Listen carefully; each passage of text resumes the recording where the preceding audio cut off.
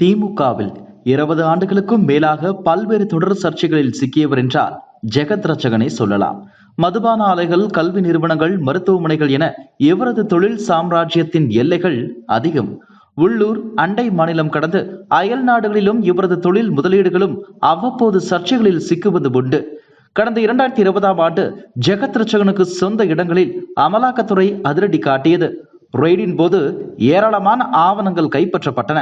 பின்னர் சொத்து முடக்கம் என்று நடவடிக்கை வேறு திசையில் பயணிக்க கடைசியில் அந்நிய செலாவணி மேலாண் சட்டம் மீறல் என்ற புள்ளியில் ஜெகத் ரட்சகனுக்கு 908 கோடி ரூபாய் அபராதம் விதிக்கப்பட்டது.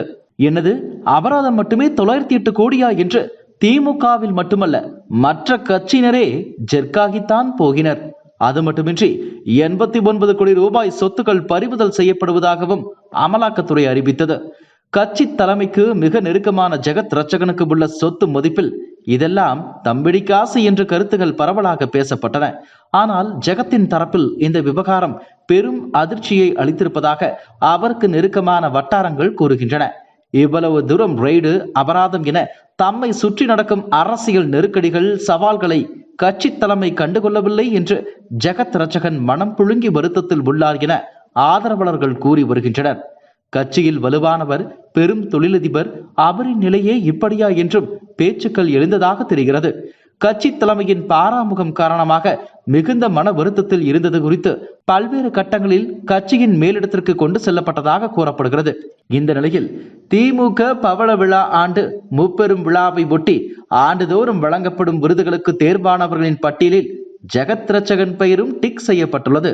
ஜெகத் ரட்சகனுக்கு கலைஞர் விருது வழங்கப்படும் என்று அறிவிப்பு வெளியிடப்பட்டிருக்கிறது.